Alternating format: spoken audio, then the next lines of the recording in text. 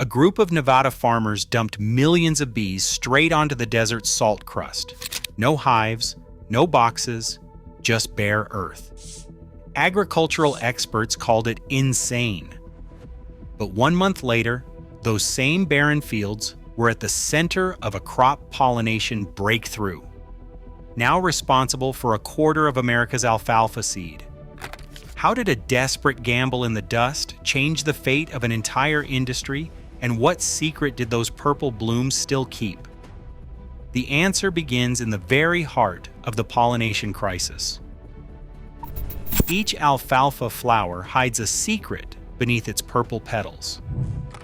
At the center sits a tightly folded keel, a structure formed by fused petals that acts as a protective shield for the plant's pollen and reproductive organs. To release its pollen, the flower demands a specific action. Something must press down hard enough on the keel. When that pressure is just right, the keel snaps upward, striking the visiting insect with a quick slap and coating it in pollen. It is a clever defense and delivery system all in one, but for most pollinators, this mechanism is more trouble than reward. Honeybees brought in by the thousands learn quickly to avoid the flower's trap. After a few sharp hits to the head, they start sidestepping the whole process.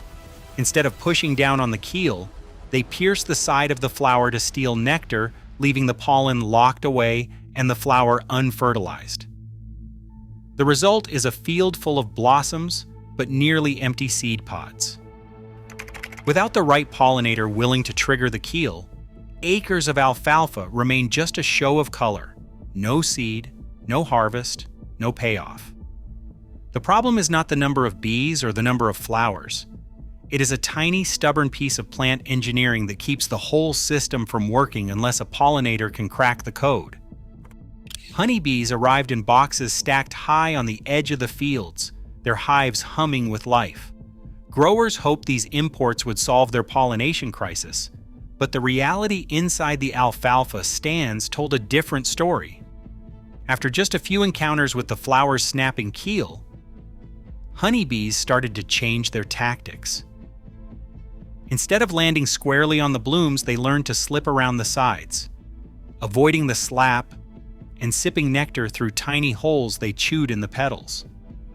This clever side robbing let them feed without ever touching the pollen. The result was a field alive with bees, but starved for seed. Farmers watched as acres of purple blossoms faded into empty pods. The numbers were impossible to ignore. Seed yields dropped so low that entire harvests barely covered the cost of the bees themselves. Contracts were missed, loan payments fell behind, and every season ended with the same question: why weren't the flowers setting seed? It wasn't for lack of effort.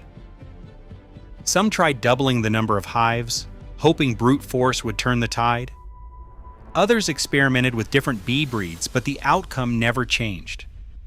Honeybees simply refused to do the one thing the crop needed most.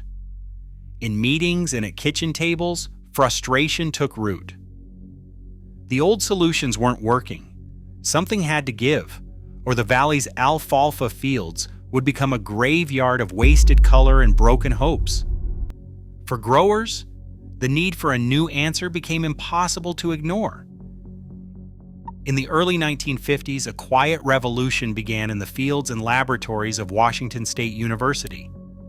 Entomologists and agricultural scientists, confronted by the stubborn failure of honeybees to pollinate alfalfa, turned their attention to the landscape itself. While farmers struggled with empty seed pods and disappointing harvests, researchers started to notice something unusual on the fringes of the valley: wild ground-nesting bees thriving in salty, barren patches of soil.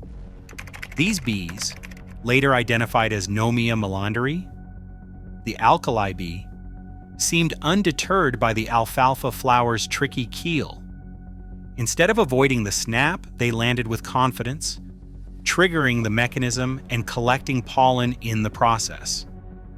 Field trials at Washington State University confirmed what the researchers suspected. Where alkali bees were abundant, alfalfa seed yields soared. The bees' willingness to work the flowers, taking the hit, gathering pollen, and moving on, set them apart from every other pollinator tested. Unlike honeybees, alkali bees showed no hesitation. Each female worked alone but nested in dense aggregations, tunneling into the salty soil and building hidden cities beneath the crust.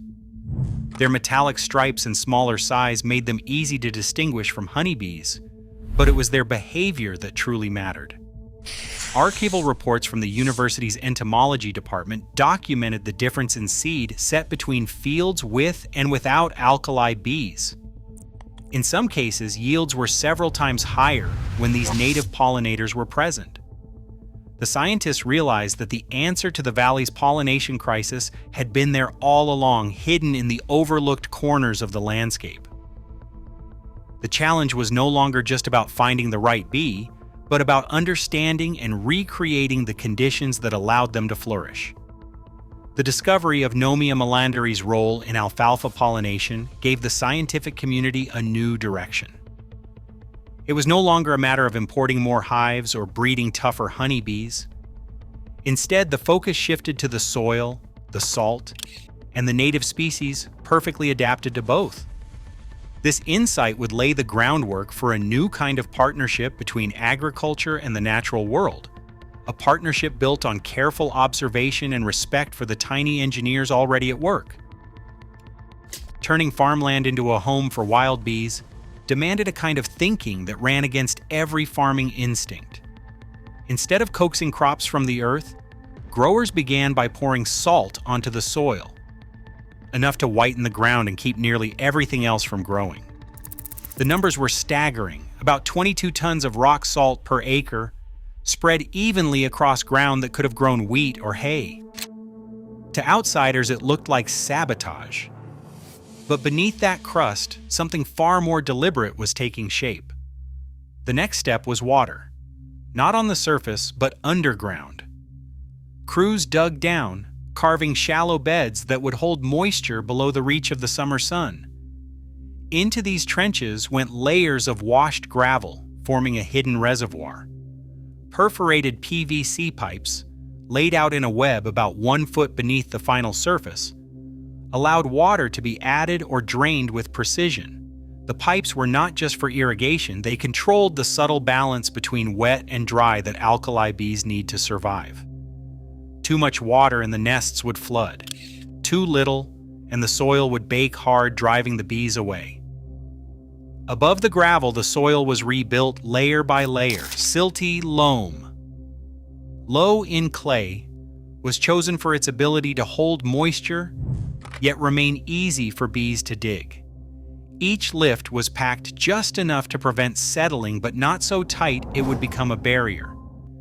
As the surface neared final grade, more salt was raked in, forming a crust that would slow evaporation and maintain the underground damp.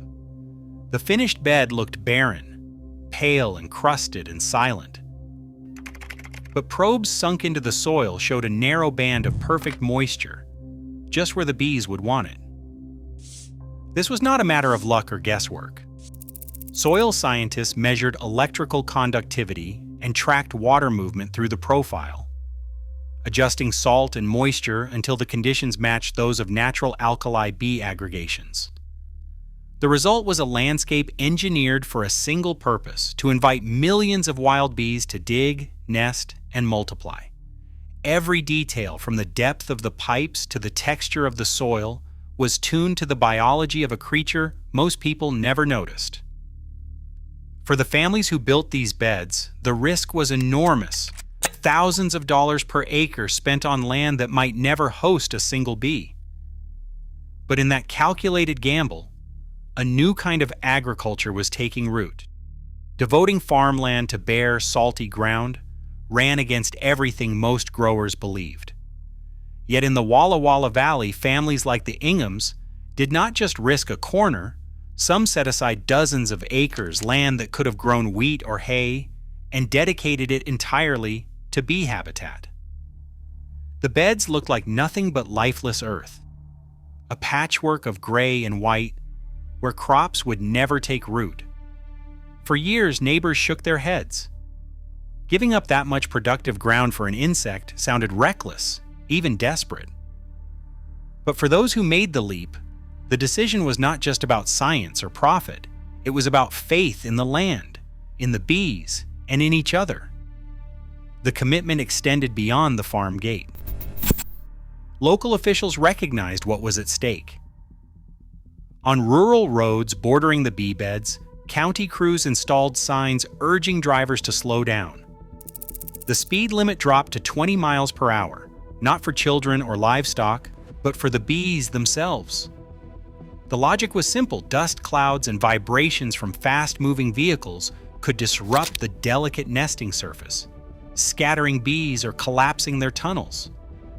For the first time, traffic laws treated insects as neighbors, not nuisances.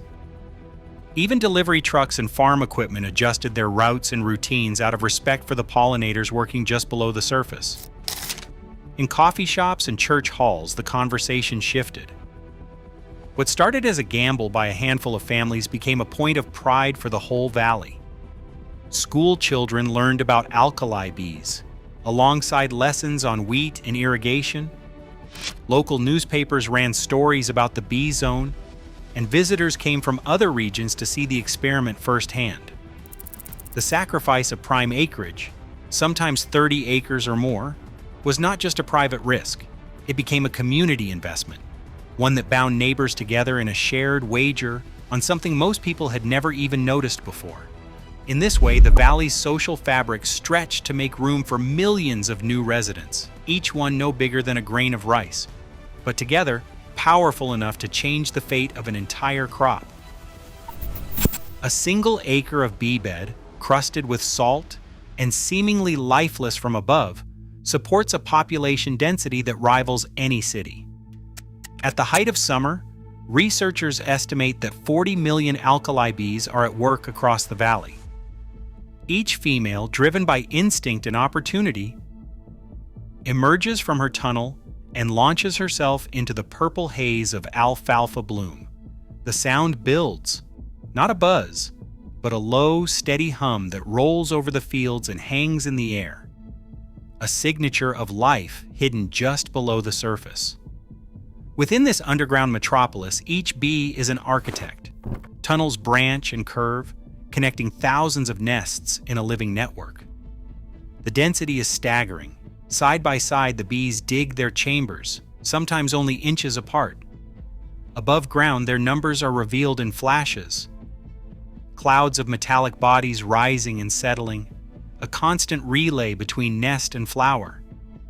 During the 6-week flowering window, a single acre of well-populated bee bed can service more than 100 acres of alfalfa. The pollination efficiency is unmatched.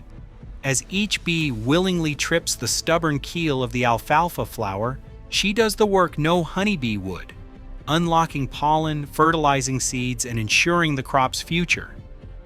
On this scale, the results are transformative. That 1 acre of bee bed can help produce 100,000 pounds of clean alfalfa seed. The valley's fields, once silent and unproductive, now pulse with a hidden engine, a biological system that turns salt, soil, and sunlight into the raw material for farms across the continent. The payoff from the bee beds stunned even the most hopeful growers. In just a few seasons, Walla Walla Valley transformed into a powerhouse for alfalfa seed, supplying about a quarter of all the seed used across the United States. Regional revenue soared, with annual figures reaching $42 million, a number that would have sounded impossible to the first farmers who risked their land on bare, salty ground.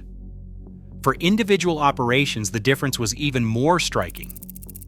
Some families reported that their bee beds added up to $1 million of value to the farm each year, built on reliable harvests and contracts that no longer fell through.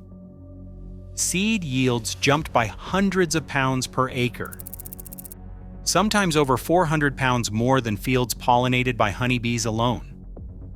What had started as a desperate experiment became the backbone of the valley's economy. Growers who once faced ruin now counted on the bees as business partners, not just a curiosity. One farmer described the bee beds as the best insurance money could buy. Others called them the valley's secret engine. The numbers told a story of risk turned into reward, and of a community that had learned to trust in something as small and unpredictable as a native bee. Disaster can strike in a single storm. Heavy spring rains once flooded entire bee beds, drowning thousands of developing larvae in their underground nests. The tunnels, so carefully built, collapsed under the sudden weight of water. Years of work vanished almost overnight. Farmers learned the hard way that the system was fragile. Too much moisture, and the bees would not return. Extension scientists from Washington State University stepped in, helping growers redesign their beds with improved drainage and moisture control. Today, buried PVC pipes and gravel reservoirs let farmers fine-tune the water table, keeping the nesting band just damp enough for the bees, but never saturated. Remote sensors tucked beneath the salty crust send real-time readings of soil moisture and temperature, alerting managers to any sign of trouble before disaster can spread. Chemical threats have proven just as dangerous. In the past, a single mistimed pesticide spray could wipe out an entire season's bee population. Growers now follow strict integrated pest management plans, spraying only at night when the bees are safely underground. Pesticide choices are limited to the least toxic options, and applications happen only when pest monitoring shows no alternative. University researchers test every new chemical for its effects on alkali bees before it is approved for use. The community has built a culture of vigilance. One careless act can undo years of careful stewardship. Protecting the bee beds demands constant attention. From the first signs of rain to the last day of bloom, the lesson is clear. The miracle of millions of bees working beneath the desert's surface is never guaranteed. It survives only through relentless care and cooperation.